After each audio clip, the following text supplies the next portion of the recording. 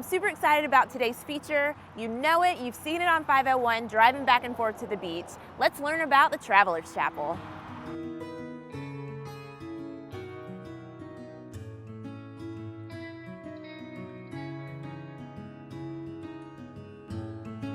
All right, Mike, so can you tell me a little bit about when the chapel was first built, how it kind of was created? Sure. Well, we have to go back to the early 70s. A chiropractor from Conway, Dr. Gaylord Kelly, was on a vacation in the state of Washington, and he saw a little chapel alongside the road and thought it was just something that Conway had to have. So he brought a postcard that he found of this little chapel back and tried to generate some interest in Conway. Well, he took it to the Reverend Emory Young, who was head of the Waccamaw Baptist Association at the time.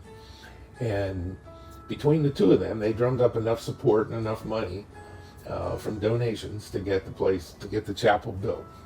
And that was in 1972. Burroughs and Chapin owned, almost everything on 501. So Henry Burroughs at that time was head of Burroughs and Chapin, and he donated this parcel to the chapel. And it's been here since.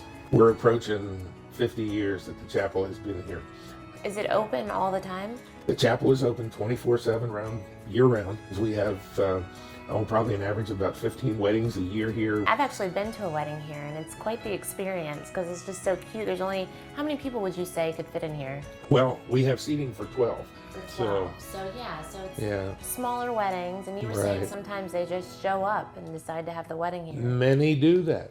Yeah, they just show up. The notebook up on the altar, it's neat to read all those, and all the prayers that are written up there are read by me every month when I take the sheets back to file them. But we have all of the sheets from the time the chapel was open. So if you haven't been here before, when you come into the chapel, they have a notebook that's up at the front, and you can just put anything you want in it, right? You can put your thoughts, you can put prayer requests. Prayers, letters, anything that you'd like to do. And then they've kept those from all the years. So I'm sure, not that anybody wants to go digging back through however many years, but I'm sure we could find mine from when I was younger and I went up and wrote in it. And so I think that's a really neat thing. So you also are funded by donations, so there's some envelopes up there for donations as well. We have rack cards up there, a brief history of the chapel and so forth. And there are envelopes that are pre-addressed that if you would like to make a donation to keep the chapel running, and we are 100% donation funded. The big thing that surprises me the most is the way people show up and things happen. That somebody will come by and mow the grass and clean up the parking lot, or do this, and just stop and take care of the flower beds or clean up the inside.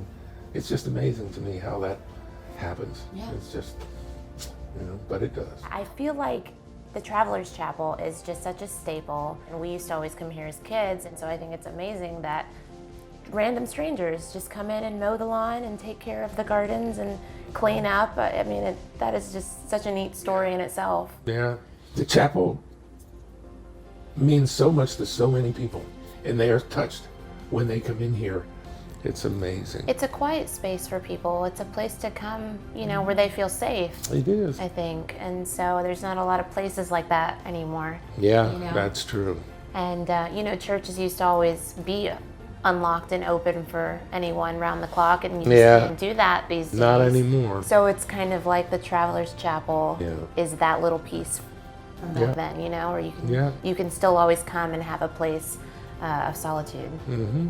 Thank you so much for taking the time to meet with us and share some of this history. I'm so glad for you to be interested in the chapel. Yeah. Maybe we'll bring some more folks out here to Sure. spend some time. A big thank you again to Mike Strike for sharing all of the history and the love of the Travelers Chapel with us today. You can visit the information on your screen if you'd like to find out more. Thanks for watching Living Local. We'll see you next time.